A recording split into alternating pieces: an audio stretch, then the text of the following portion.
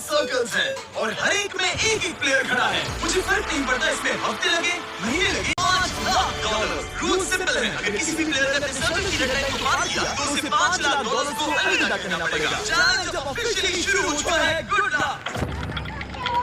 मेरे पीछे देखो, वो $5 लाख रखे हैं। चाहे जो भी करो, मुझे सर्कल से नहीं निकाल पाओगे। ओ माय गॉड, वो $5 लाख है। हाँ, वो $5 लाख सिर्फ और सिर्फ मेरे हैं। मैं 27 घंटे की फ्लाइट लेकर यहाँ पहुँचा हूँ तो कम से कम 27 घंटे यहाँ टिकना तो पड़ता है। यकीन मानो ये चैलेंज जितना दिखता है उससे कहीं ज्यादा मुश्किल है, क्योंकि सिर्फ 30 मिनट के अंदर ही 30 मिनट के अंदर ही इतना ये हो गया। हमें हमारा पहला एलिमिनेशन मिल गया। किसी ने लाइन छुई, किसी ने तो लाइट छू ही ली।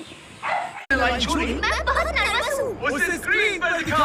वर्ल्ड का बेस्ट यूट्यूबर बोल रहा है, स्क्रीन पे दिखा दो। डीजे, तुमने अपना सर्कल टच किया, इसका मतलब तुम बाहर हो चुके हो। किसी न किसी को करना ही था, मुझे बलिदान चलेगा। तुम जा सकते हो। चैनल तुम सबसे पहले बाहर नहीं हुए, मुझे तुम पर गर्व है। मैं पहला नहीं था लेकिन सेकंड जरूर आऊंगा। रुको क्या? रुको, वो! और अगर दोनों को बाहर हो चुके हैं, और अगर आप सोच रहे हैं कि चैनल और बाकी जाने पहचाने चेहरे इस चैलेंज में क्यों हैं?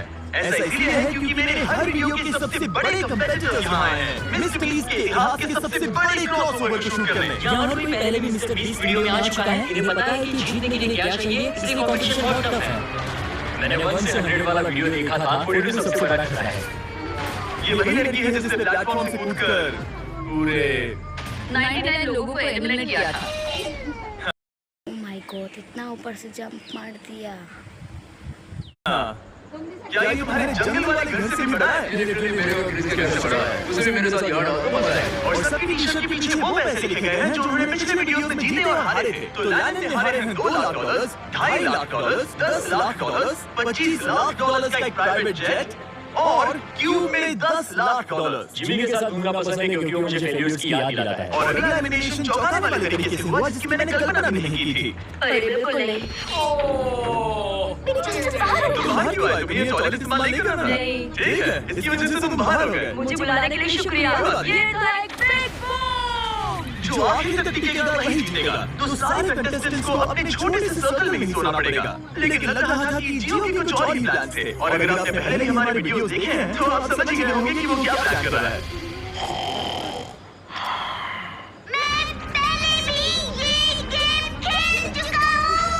सबको सोने से रोकने की कोशिश करना सच में काम कर रहा था। जा रहा हूँ दोस्तों, मैं थक गया और अब घर जा रहा हूँ। ये बूढ़ों का खेल नहीं है, जवान लोगों का खेल है। ये वाला मेरे बस से बाहर है। और सिर्फ वही लोग नहीं थे, क्योंकि जब सब सो रहे थे तब 7 लोगों ने गलती से रेड लाइन टच कर दी और उनमें से एक और कोई नहीं बल्कि कार्ल था। मैं उठा तो मैंने देखा मेरा पैर लाइन को छू रहा था। पहली रात के बाद 14 प्लेयर्स पहले ही $5 लाख जीतने का मौका खो चुके थे और अब और भी लोग बाहर होंगे इस अगले गेम में जो सबका पसंदीदा गेम है, गार्ड्स ब्लॉक लेयर। अरे क्या बात है?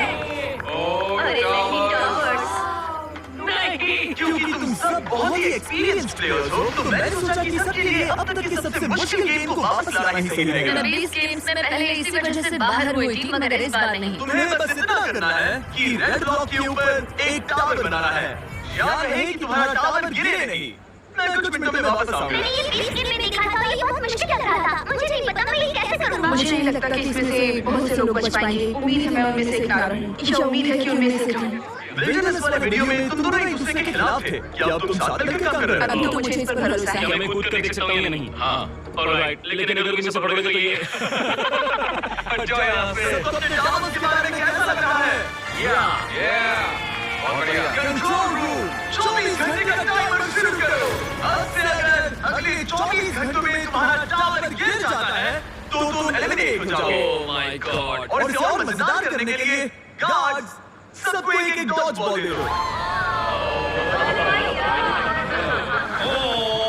जब वो 24 घंटे का टावर 0 पर पहुंचेगा तो लाइट रेड हो जाएगी और तुम्हारे पास ठीक 10 सेकंड होंगे किसी और के टावर पर डॉज बॉल देखने के लिए। अगर तुमने किसी के टावर को गिरा दिया तो वो एलिमिनेट हो जाएगा। अच्छे दोस्त बना लेना क्योंकि तुम नहीं चाहोगे कि 20 लोग एक साथ तुम्हारे टावर पर डॉज बॉल खेलें। चलो देखिए हमें किसे बाहर करना है। उम्मीद है तुम्हें अपने पड़ोसियों पर भरोसा हो। हमने एक अच्छा सा ग्रुप बनाया है। देखो हमारे आसपास कुछ लोग हैं जिन पर मुझे ज्यादा भरोसा नहीं है। कोई मेरे टावर पर डॉज बॉल फेंक सकता है और मैं एलिमिनेट हो सकती हूँ। मैं थक चुकी हूँ, मुझे सोना है, पर मुझे नहीं पता कि कैसे सोऊं। लेकिन कुछ लोग सोए ही नहीं। उसके बजाय उन्होंने अपने टावर को बचाने पर फोकस किया।